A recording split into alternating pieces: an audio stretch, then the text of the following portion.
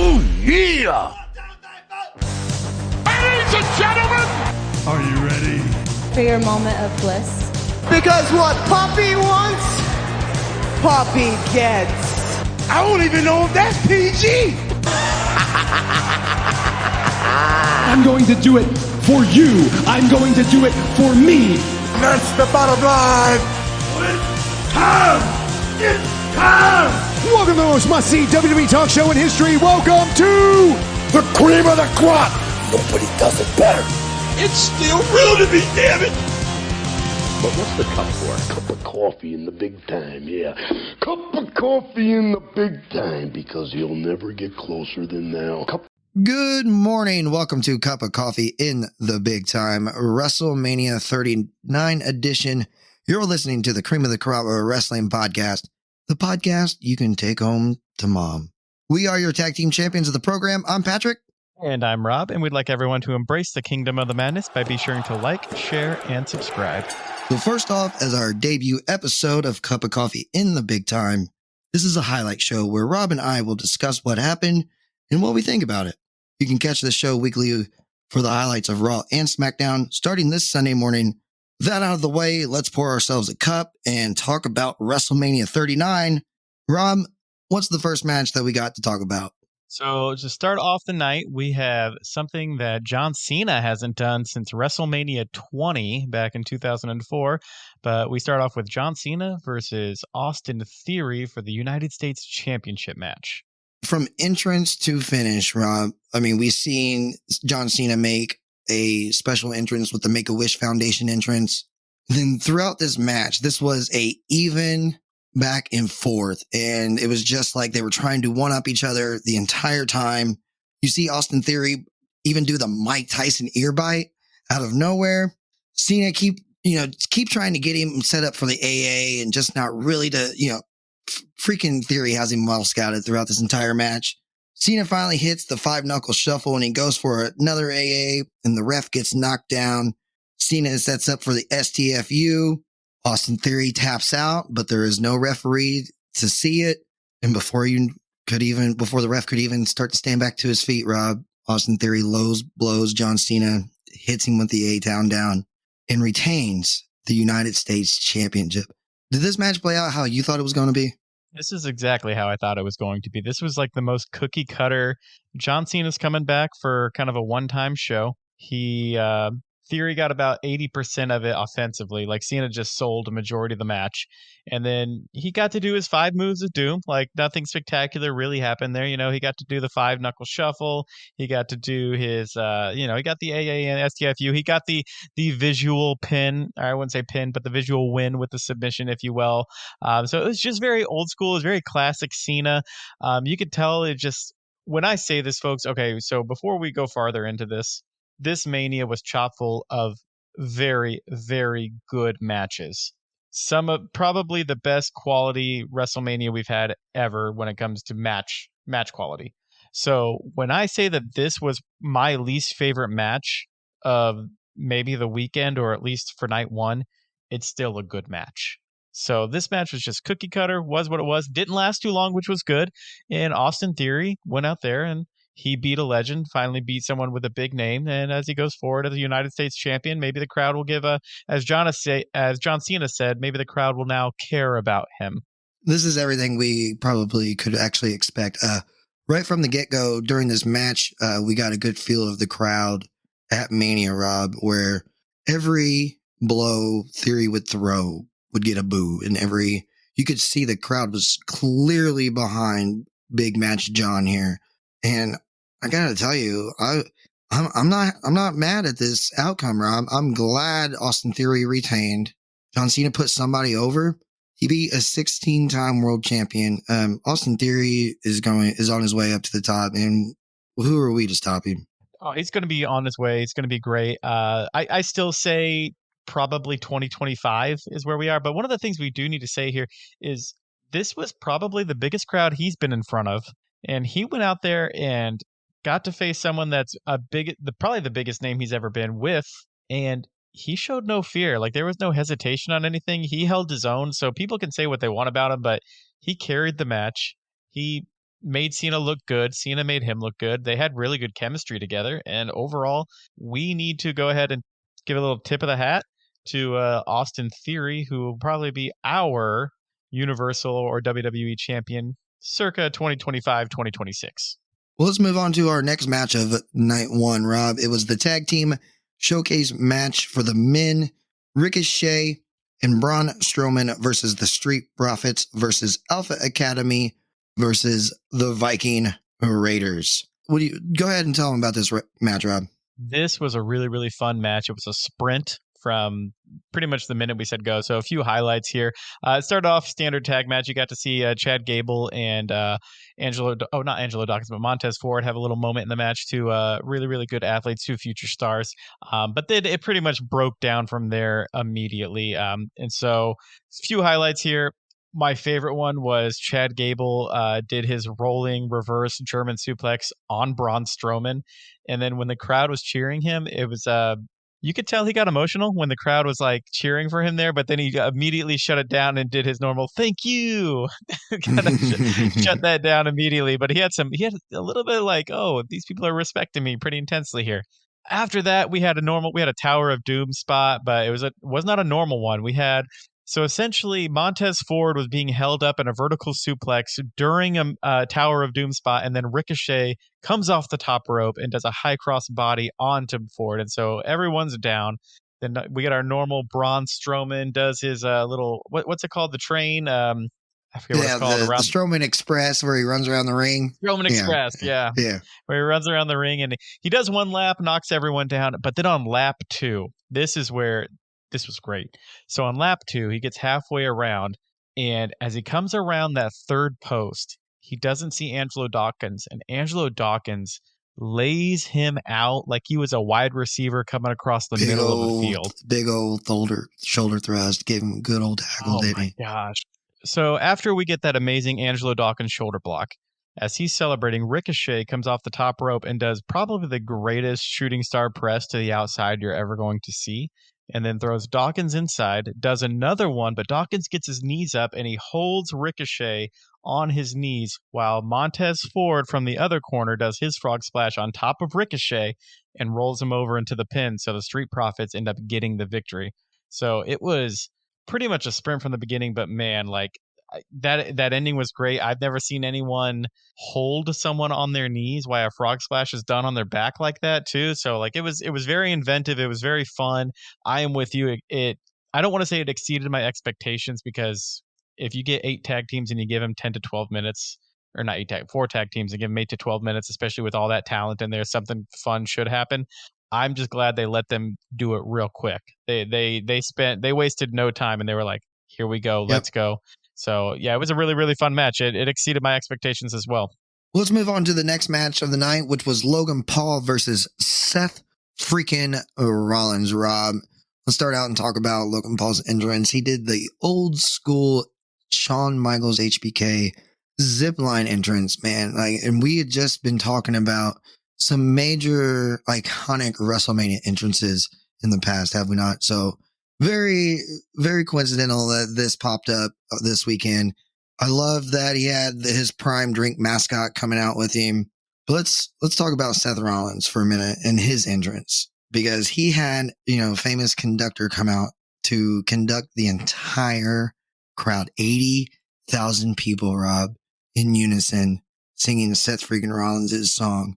And what do you have to say about his gear? His gear was probably the best of the whole weekend. He had this red coat that it had the trail of like a bridal gown. It was lavish, it was long, and then underneath it, once he pulled it off, you had like these Jeff Jarrett pink buckles that were going across his chest with these fishnet gloves a little bit, and he pulled all of that off, and then he finally got down to it, and it was just these pink pants with this red belt and the red boots with it.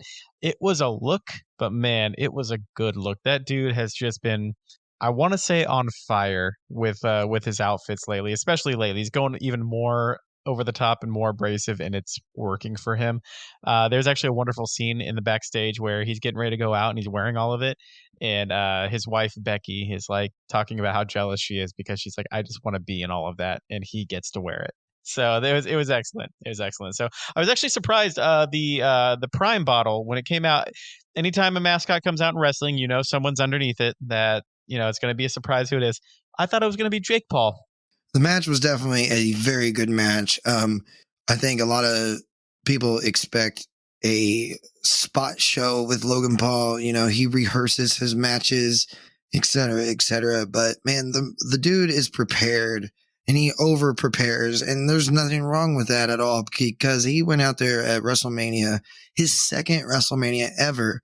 What has it been, Rob? Was this like his fourth or fifth match in WWE altogether? This is his third singles match. So this was a fantastic match. You see, they're evenly matched up throughout until Logan Paul starts throwing that right hook, right, where he's got the reinforced right arm. And then you get to a spot to where they're outside the ring and you finally get a reveal of who is underneath the Prime mascot, right? And it's none other than fellow social media superstar KSI. Logan Paul and KSI have a deep history. I chuckled so hard for this reveal, and he sets Seth Rollins up on the announcer's desk and Logan Paul is about to go for this big elbow drop, and it's just a perfect sponsor like type moment for his Prime drink, right? He's drinking Prime as he's getting ready to do this move. KSI has got his phone and they're recording every moment at the same time. Like, you know what I mean? So Seth Rollins is sprawled out, and right as Logan Paul jumps off, Seth grabs KSI, still in his Prime suit bottle, right? And pulls him over the table right as Logan Paul's jumping off the top turnbuckle. KSI gets put through the table. They get back in the ring, and we see a pedigree from Rollins to Logan Paul. Paul kicks out of the pedigree. He goes to set up for a coast to coast, but he goes up to set for the coast to coast, and he misses. He misses. Rollins, rolls out, and he sets up. He hits the stomp, and Seth Rollins beats Logan Paul. This was probably one of the better matches of the weekend. So we were talking about this before we hit the record button. There are 8 matches from this whole weekend where if someone were to tell me that was the best match of the weekend or that's my favorite match of the weekend, I'm not going to argue you. This is the first one we saw of that 8. It was super athletic, told a really, really wonderful story. You had the nice OMG moments with KSI getting the frog splash from the table through the table. Big moment there. Logan Paul kicking out of a pedigree. That's a big moment. So we got to talk about that for a little bit. And that's huge. What can you say about Logan Paul right now? I mean, even though he hasn't had, I don't think he's had that really big win yet. But dude puts on burners on matches, does he not? As I say, his only win right now is against The Miz. But one of the things I do want to talk about Logan Paul is, especially near the end, it was his facials. Like you could tell after he kicked out of the pedigree, and then he had a moment there where he's trying to go for the victory, where he's going to go up to the top rope and he's going to hit a frog splash to try and get the win. But he had a look on his face of actual panic, and also a look on his face that says, I don't know what to do next that's going to put this guy away. And it just really sold how, to me, invested this guy is into not only just going out there and doing athletic stuff, but also going out there and telling excellent stories in the ring. And so as much as I want to hate on him, as much as everyone wants to hate on him, we have to stop. This dude is a bona fide superstar. Moving on to our next match of the night, Rob, it is Damage Control, Bayley, Io Sky, and Dakota Kai versus Becky Lynch, Lita, and Trish Stratus, a 6-woman tag match, Rob. I have to tell you, the first thing I want to say about this match is Lita and Trish are the proof that age is but a number, because these women get their little moments in this match. And I think it's even said that this is Lita's first WrestleMania since 2002. Becky and Bayley, I think, are the stars of this match for sure. Let's talk about Bayley's outfit, Rob. What do you have to say about it? So this is a WrestleMania weekend that's not really full of like a lot of elaborate costumes like General, but Bailey came out looking like Buzz Lightyear this year, which was fantastic, and not just a joke Buzz Lightyear. She came out in actual Buzz Lightyear, like her gear was supposed to be a cosplay of Buzz Lightyear, which I really really enjoyed. And speaking of Lita and Trish, when age is but a number, I do want to chuckle about that because for some reason we only do this with women wrestlers. How old do you think Trish is? I don't want to speculate. I think it's rude to assume a woman's age. So I literally just looked this up. I was out of curiosity. She's only 47 years old. Well, yeah. Well, yeah. I thought she was. Honestly, thought she was older. Yeah, I mean, we're watching Muda, we're watching Jericho, Yeah, but we're watching Undertaker. That's why at I the wrote time. that down. That these women, right? Like you think about it, you had Mae Young in the ring taking bumps at like 80 years old. Yep. So the fact, I mean, but Lita and Trish look like they have not lost a step since they stepped out of the ring. I mean, man, they get their chance to show out. Bailey and Becky really were the stars of this match throughout. And that was the real story here, was their rivalry, right? You see several attempts on them isolating Becky. They isolate Lita. Becky gets taken out early on, and then in the end, it's left with Becky and Bailey. And Becky ends up winning it with a manhandle slam and pins Bailey to win this match, hopefully ending this Damage Control rivalry, Rob. But yet again, this was another one of those matches to where I expected Damage Control to go over. I mean, it's not for the titles. Does this hurt Damage Control? Well, no, you could have ended that sentence with ending this moment with just Damage Control. Like I'm done with Damage Control. I'm ready for Bailey to move on. I'm ready for Dakota Kai to move on, and I'm especially ready for Io Sky to move on. Like I'm a fanboy of Io Sky. I think she's a future star. And I just think that they could be better served elsewhere right now. And so I did like the finality of it though. So it's, to me, the rivalry would not have ended if it were like Trish pinning, Dakota, something like that. That would have just felt kind of cheap and easy and more of like a Monday Night Raw kind of thing. But the fact that you had actually Becky pinning Bailey, that just kind of ties a ribbon around all of this, and then all the ladies can move on and do their next thing.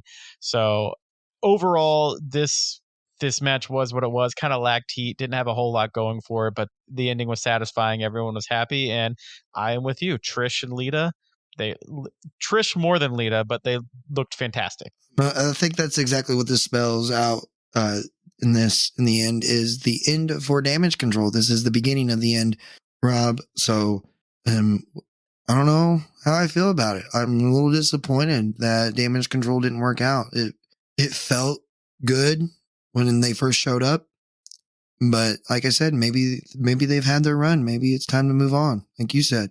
Let's move on to our next match, Rob, of the night. I think this was one of the best matches of all the weekend. Definitely had the best entrance for me of the night, for sure, of night one. It's Rey Mysterio versus Dominic Mysterio, Rob. We have Bad Bunny on commentary, but we see Dominic make his entrance with a police van escort and police escorts to the ring. He's wearing a lucha mask, and it kind of looked like the Halloween Havoc Rey Mysterio mask. Man, this I can't get over this entrance. This was probably the most outstanding entrance of the weekend. But then, just to pull out your heartstrings, as your nostalgia heartstrings a little bit, we have Rey Mysterio make his entrance in the Eddie Guerrero lowrider with hydraulics car, Rob, with the old Eddie Guerrero lie, cheat, and steal music. Great moment for Rey. We had a great emotional speech from him and from a Hall of Fame night the night before. Let's talk about the match a little bit, Rob. So this match here, this is actually one of those ones that exceeded my expectations. Dominic Mysterio, first of all, you dude, I know they don't have a most improved player when it comes to wrestling, but you've been the most improved person from last year to this year. You have just done a complete 180, and it's been fantastic. My biggest fear going into this match was they were going to do an over-the-top lucha style match, which would not have matched the story whatsoever. And they did not do that. So in the beginning, you have just the standard Dominic's pushing on Dad, and nothing over the top. But then there's a moment where Dominic kind of rams himself into the steel post in the corner, and Ray takes off his belt and he spanks his son, and like that popped the crowd like crazy. And then you had a few moments where so Dominic did his best MJF impression, goes out there and grabs a solo cup from his sister and throws it in her face, the water that was in there. She tries to climb over. Ray has to hold her back. I'm sure he had to do that many times when they were kids, but that allowed Dominic a chance to come over and to hit Ray and kind of take advantage there. And after that, it was just kind of a back and forth. They were both going after each other, had a few 619s, had a few close calls.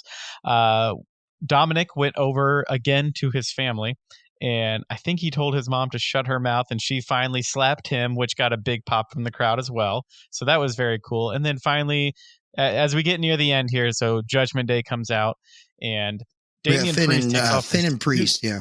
Yeah, Finn and Priest came out. So Damian Priest takes off his suit jacket and just kind of sets it in the corner casually. No one thinks about it. And so all of a sudden, Rey Mysterio has a chance for a victory. They interrupt, and then as they interrupt, the newly formed LWO comes out. Legado del Fantasma comes out and saves the day there, and knocks Priest around and Finn and things of that nature. But during all of this, while there's a scuffle and the ref is not paying attention, Dominic goes over to that suit jacket that Damian Priest set down, and there's a chain in there, and he's getting ready to wrap it around his wrist, and there's a lot of it kind of hanging low. And before he could do anything, Bad Bunny comes up from the commentator's desk and just pulls it away from Dominic. And when he pulls it away, that opens up the gates for Mysterio to hit the 619 frog splash for the victory. The crowd was elated. It was a really, really wonderful moment. And Dominic, I don't. This one's not over yet. I think they're done with each other for a little bit, but this definitely is not over yet. I think there's going to be one more match later down the road. But I do think, especially with Backlash in Puerto Rico, do we get ourselves a Dominic Mysterio Bad Bunny match? Possibly. I wouldn't be against that at all. I think that'd be fun. Yeah. I think I expected something. I expected him to definitely step in, and maybe I expected Bad Bunny to maybe even step up to Damian Priest. Like, just personally get, you know what I mean? I mean, they were tag partners a couple years ago. So yeah, it would have played in perfectly. So I think Bad Bunny was a good fit for this. What an emotional match that this had, right? This match, there's probably this out of all the matches throughout the weekend, this match is one of the top 3 matches that had the most emotion behind it, I think. And they told it beautifully. They got the entire family involved in the right moments throughout this match. I totally expected Dom to get the win over his dad this weekend. But with that being said, that's what tells me that this may not be over, Rob. I don't think Dominic's the one to let things go so easily. And I'd like to see him just keep going down this dark path, see how far we can take this. I think we're going to culminate it at Ford Field at SummerSlam this year. Maybe like a hair versus mask kind of match, something similar to that. But we'll see on that front. But one of the things I do want to say that this match is like Rey Mysterio this whole weekend. So there are some WrestleMania weekends that are specifically made for people. We're going to talk about like in 2008, that was the Ric Flair weekend. He had his retirement match with Michaels. He got inducted into the Hall of Fame that same weekend. This was kind of one of those weekends, but there has got to be no better feeling for a dad that not only professionally you got inducted into the Hall of Fame as the headliner, but on that same weekend, you got to put on what I would say is a classic WrestleMania match with a great feud with your son in front of 80,000 people. Like, as a dad, I can't think of something better that could have happened to anyone's career. So congratulations to Ray, to Dominic. You guys got to live out a nice dream. Like you said before, most improved person on the roster right now probably is Dominic Mysterio from a year ago. And I didn't have any doubts going into this match, but this is, it exceeded expectations. The emotional weight behind it probably helps it a lot. But like you just said, father versus son, it doesn't get more big than that, I don't think. And I honestly don't want it to be the last one. I'm looking forward to another go around. So hopefully, maybe not right away. Hopefully, maybe not right at Backlash, but like you said, SummerSlam. Moving on to our next match of the night, Rob, is Rhea Ripley versus SmackDown Women's Champion Charlotte Flair for the title. Go ahead and tell them about the entrances, Rob, and tell them a little bit about the match. So entrance-wise, nothing too spectacular here. So Rhea came down to, I love her theme song, by the way. I think it's so good. But she comes down, she has on standard Rhea Ripley kind of gothic look, but then she also has like this jet black hair. You could tell it's just freshly dyed, but she also had like this black. They made it look like this black ooze just kind of slowly dripping from her forehead area. So she looked menacing. She looked fantastic. And then Charlotte coming down in this Missy Elliott-esque type robe jacket thing with SmackDown belt on the outside of the jacket, which looked great. I did not. We talked about the tiara, the crown ahead of time. That was cool. She looked regal coming down, but otherwise, I wasn't a fan of this look that Charlotte had going on for her. I preferred the 32, the WrestleMania 32 one is still going to be one of my favorites, where it had the flare robe with like the high collar. Like that was so good. This one just kind of paled in comparison. So, but match wise, so there is not, this was actually my favorite match of night one, and it was not pretty by any means. This was just brutal. No woman really got a full advantage throughout the entire match either. So it was just, you saw a lot of hard shots. So there were moments like near the beginning there, you had just kind of testing each other out, but Rhea Ripley was throwing forearms into the kidneys of Charlotte Flair, and you could tell she was laying them in thick. Charlotte was selling it like a champ. You got the ladies hit each other with a double boot later. Rhea, who had gauges in her ears, had one missing very, very early in the match. There was a lot of back elbows, a lot of German suplexes, a lot of chops. I mean, these women were just beating and battering one another. It was an all-out war. There was a moment too. We talked about this earlier where Rhea went for a German suplex, and it looked like Charlotte over-rotated, and she decided, I better do a full backflip or else I'm going to land on the back of my neck. And she did so and ended up landing straight on her face and got a nice mat burn right on the bridge of her nose there. That looked a little rough. We also got a German suplex from the top rope from Rhea, and Charlotte did a full backflip and landed flat on her face there as well. But the ending was great here. So Rhea gets put into the figure eight. And before, I should say the figure four, before it can even get turned into the figure eight, Rhea scatters and she gets to the ropes ahead of time. So that needs to be said. The figure eight was never applied in this match. Figure four was, but Charlotte never got to the bridge.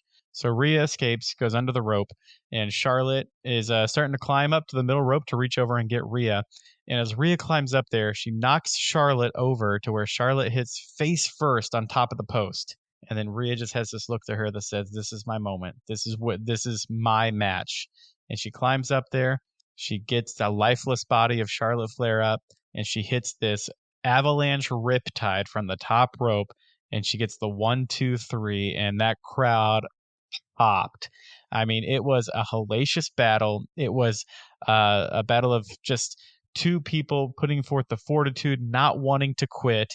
And then one of my favorite shots too is they had a camera person. So Charlotte was outside of the ring, kind of just sitting there by the apron. And there was a wonderful shot where Charlotte just kind of looked up, sees that Rhea celebrating, and just has this smile to her that says, all right, we went to war, we went to battle, that was good. But it just kind of said, you had me this time, but I will be back. And it was one of to me, this is if you want to put it in movie terms, this was an epic. This was just an epic type moment. So what were your thoughts, Pat? This match did not disappoint whatsoever. This match absolutely exceeded my expectations and had one of the worst WrestleMania builds that I can think of in recent memory, right? And this is another one of those matches of the WrestleMania weekend that you see the crowd is clearly behind one person, and because shot for shot, they're booing at every shot that Charlotte makes, and they're cheering at every shot that Charlotte takes from Rhea Ripley. So definitely tells you that they messed up in this build, and they should have went with a heel Charlotte, and you would have had a perfect story for this match with an even better ending with the match. This match was fantastic. It was everything that you wanted it to be and more. And I mean, let's talk about Charlotte taking the L. Charlotte losing a championship at WrestleMania. You want to talk about big match John? Let's talk about big match Charlotte. This woman does not lose to just nobody. No, I'm with you. And this is actually why I think this was such a big deal for Rhea to win, because a lot of people, and they want people to win all the time. They want a new champion. They want, this person's won all the time. So then we need a new person, and we always need a new person. When you have a champion that's as dominant as what Charlotte has been, and someone else we'll talk about a little bit later, it makes it more important when those victories do come. They need to win. They need to disappoint you more often than not, because they keep winning and it makes you angry, because then we get moments like we had on night one where Rhea wins, and not only does it make Rhea look even more like a star, but it also, that crowd pop was excellent. And it's a moment that neither of them are going to forget. It's not one that I'm going to forget. Like, this was spectacular from beginning, middle to end. And also it sets up for Charlotte to come back later, because she is the queen. She is, I don't want to say Miss WrestleMania anymore, because we have someone else we need to talk about a little bit later for when it comes to Miss WrestleMania. But she is definitely someone who, since Mania 32, goes out there at Mania and puts on clinic after clinic after clinic. There are not many times that she's had a bad WrestleMania match. We're going to exclude last year's with Ronda Rousey. But more often than not, Charlotte goes out there and she puts on a hell of a WrestleMania match. So kudos to both women. For me, favorite match of the night. Well, before we move on to the main event of night one, Rob, we got an unsanctioned, unscheduled match here. We had our host of WrestleMania, The Miz, with the dog father of WrestleMania, Snoop Dogg, throughout the entire night, co-hosting WrestleMania together. And we get a funny segment between them to where Snoop Dogg makes a match official, and The Miz has a surprise opponent in Pat McAfee. Pat McAfee makes his return again to WrestleMania with another match and another victory, Rob. This match was it was short, it was sweet. It was just a spot segment match. We see George Kittle, the tight end from the San Francisco 49ers, sitting in front row. He gets involved and does a nice, good shoulder tackle on The Miz. And McAfee wins with the world famous punt. What do you think about this match, Rob? I'm trying not to be negative. This was a waste of my time. I understand they were trying to do a small little come down before the main event. I'm still very much in the boat of you ride that momentum into the main event. I still think the setup of the card, New Japan does it best, where they always have like what they feel is going to be their least interesting match, and they just kind of build from there to the most interesting match, and they don't stop. I would rather have that. I don't need this stopgap in between. Like, do a promo video in the middle, whatever. But for what it was, is what it was. Pat McAfee, I'm kind of McAfee'd out. Like, I don't think he gets the pop he used to do, like he usually does it. He doesn't get the one he especially got at the Rumble. Like, this one was not near as big as that one. But I do want to point out something here. This was an inconsistency on The Miz. He said he is just the host and he cannot make matches. Sir, you are the one that made Logan Paul and Seth Rollins official because you said you were the host of WrestleMania and you can do that. You're not wrong. You said that on Good live catch. TV Good on catch. Raw. So I was furious that he said that. I hope Snoop Dogg would call him out for it, but he didn't. So I understand what it was for. This is just a little filler segment of WrestleMania. I think I know. Let's look at the positive. We know WrestleMania has a history of getting NFL players involved. So I think this was that opportunity for that. You see, you got McAfee out there, of course, but then you get George Kittle of the 49ers out there, and not bad. It was a fun segment, good cool down. It's even better when you see night two. So definitely not bad. I think the best part of it all, especially, is Corey Graves and Michael Cole on commentary. But let's go ahead and move on to our main event here, Rob. We suspected for this to be the main event of night one, didn't we? I think a lot of people want to argue, and I think there's even word out there that the women's match was supposed to be the main event. And say what you will, but in storyline terms and build, this match is exactly where it belonged. And probably this is my favorite match of night one, Rob. The Usos defending their undisputed tag team championships against Kevin Owens and Sami Zayn.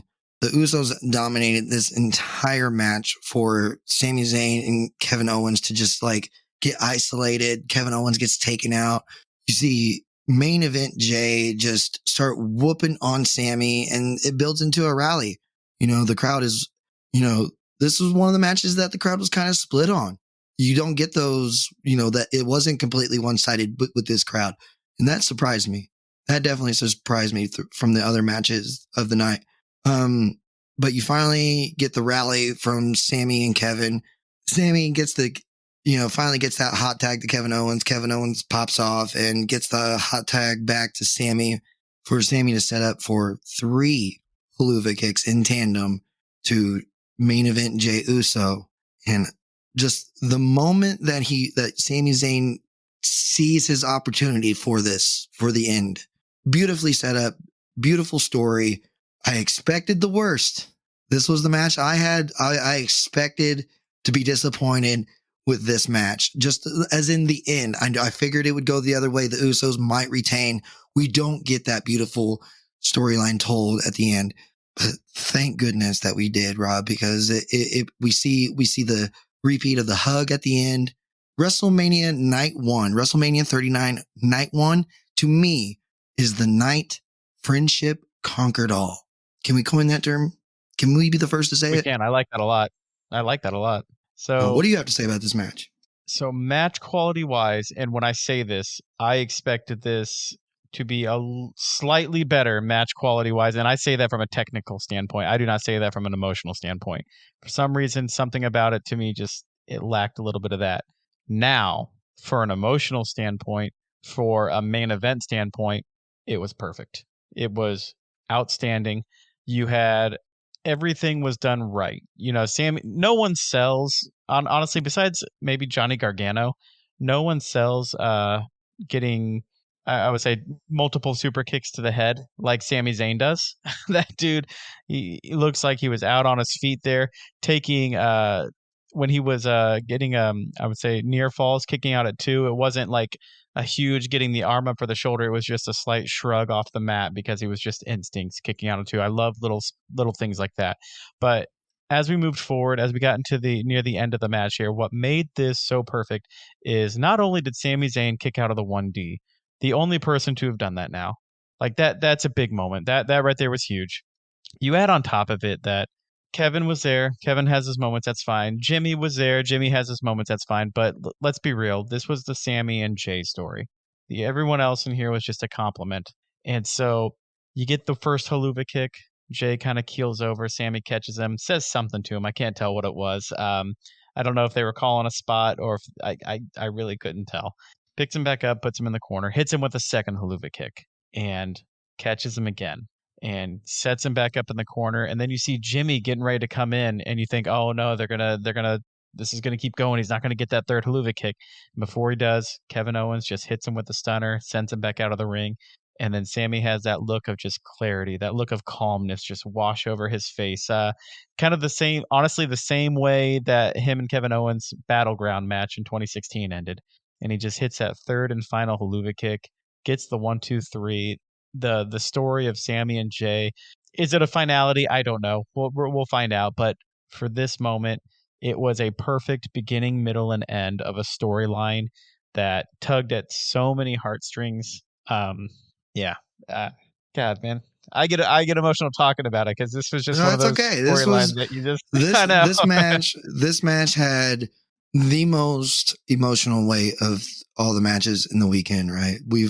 We've been watching the Sami Zayn Bloodline storyline since, last year at Mania, we had Sami Zayn versus Johnny Knoxville. So, and then it was almost immediately after that, he gets incorporated into the Bloodline. And man, oh man, what what a moment for him to fight. And this is their first time as champions as a tag team, as best friends, right? So what a moment that these two get to share together at WrestleMania. They end the legendary run of the Usos tag team championships. I'm excited. I'm excited for this. Man, they couldn't have told it any better. There is no disappointment in this match. You know, there really isn't. You cannot say anything wrong about it. I want to bring up two things too, and this doesn't have to do with the match. First of all, these two guys have been wrestling with each other and been best friends for 20 plus years now. The idea that these two best friends get to main event a WrestleMania and win the tag titles together, like, let's just talk about Kevin Owens for a second. That dude's career, it's downhill from here. Like, last year he main evented with Stone Cold Steve Austin, and this year he main evented with his best friend and won the tag titles. That dude can't do anything. Like, anything from here on out is a disappointment. Am I right? Like, I mean, you're not wrong. I mean, unless he's like, the one, unless he does that, gets the Royal Rumble win and gets that main event championship run. You know what I mean? That's the only way to top this. That's the only thing he could do. But man, that dude has talk about marking things off a couple of manias for him, off a goal, a bucket list or something, like main event WrestleMania with my best friends and win the titles. What double whammy, and the year before man. Good for them. And the year before I got to wrestle Steve Austin in the main event. Like, dude, man, that guy, good for him. Tag team match. It's a tag team title match. When was the last time we've had a tag team title match at WrestleMania with so much just like this? It's been said over and over that WWE doesn't care about their tag team division. What do people have got to say about it now? Oh yeah, no, now, like, because Triple H loves tag team matches and tag team divisions. So, but yeah, I am with you. This is, I mean, I think it's more important than the one I'm going to mention, but this was the most important the tag titles have seemed since Mania 17 for the TLC 2 between Edge, Christian, Dudley's, and the Hardys. Since then, nothing has even been remotely close. It's been a bunch of makeshift tag teams with no stories. Sometimes not even on the card. They're on the pre-show or they don't even exist. So the fact that not only they main evented, but they had such an amazing story to go along with it, like, the tag division in WWE is strong, and especially when we saw the showcase earlier to this match. It's second to none. It's great. It's great.